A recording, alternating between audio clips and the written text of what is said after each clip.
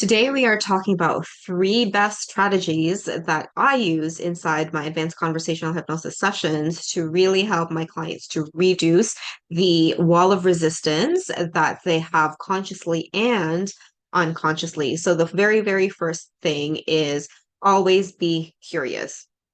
So, when coming into any hypnosis sessions or even any conversations in general, we just be curious. Just don't assume that you know what your clients are talking about, because we all place different meanings with regards to our certain experiences, right? So when you're at just asking questions and be curious as to how they're experiencing, what they're experiencing, and when they experience that whatever problem they came to you with, then that really helps them to feel seen and heard, which we know is very, very important to build the rapport and trust that the client has with you.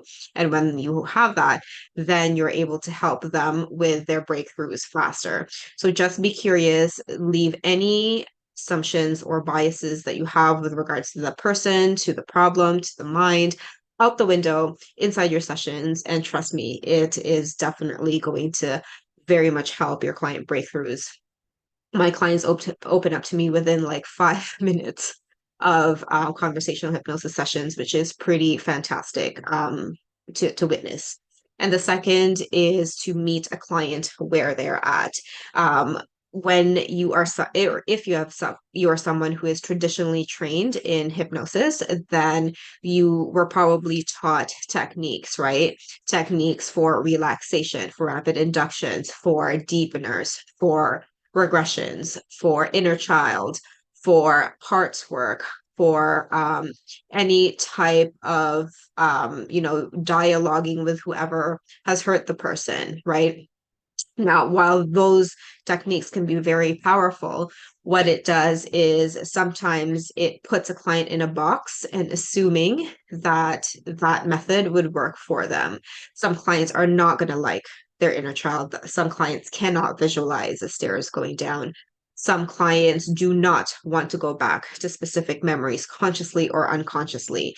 And by, forcing them to do any of these things, that actually increases the resistance. So if you meet a client where they're at, for example, they're not someone who can easily be in touch with their emotions and feelings, why force a client to go there when they're not ready for it yet? And here they are talking to you about metaphors openly. Use the metaphors because metaphors are also a sign of the unconscious mind expressing itself.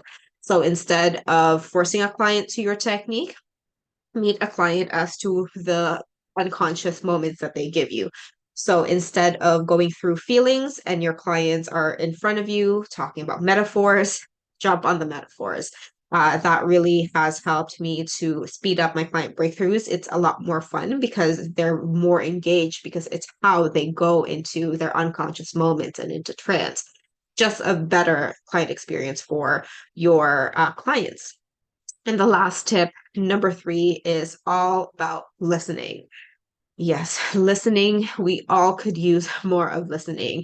Even though you are someone who thinks that you are very good at listening, you can always still get better at listening, right? And it's not just like listening with your ears, like actively listening and listening to the things that they are not saying. Sure, it is important to listen to whatever your clients are saying, but it's like meta level up here once you are able to actually hear what your clients are not saying and question them on that. They'll feel like mind blown when you're able to do that and develop that skill because it feels like you are in their head, in your mind, right? But what you're actually doing is just actually listening to the in-betweens. And these three tips are exactly what we teach in conversational hypnosis trainings in ACH or advanced conversational hypnosis trainings. We spend like 10 to 12 hours on these principles because although they're very simple to teach, or simple to grasp, the concept is simple to grasp. We have just completely lost touch as humans with regards to these main principles, human principles and skills that a lot of it is unlearning and then relearning how to actually be curious, how to actually meet a client where they're at, how to actually actively listen to a client and look between the lines. Because once you have these three things mastered, you're going to be unstoppable.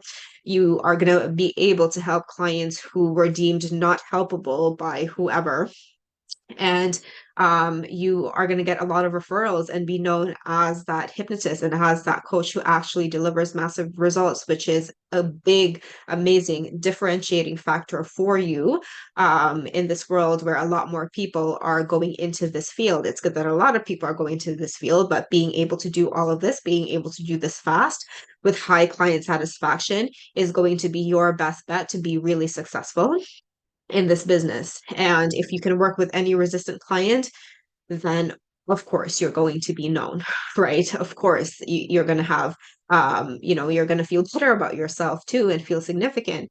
But at the same time, you'll be able to help more clients who are more in the hypervigilant side, who are not very easily into regular hypnosis modalities, who still need a lot of therapeutic help. So I hope these three tips helped. If you have any questions, let me know, and I will see you soon.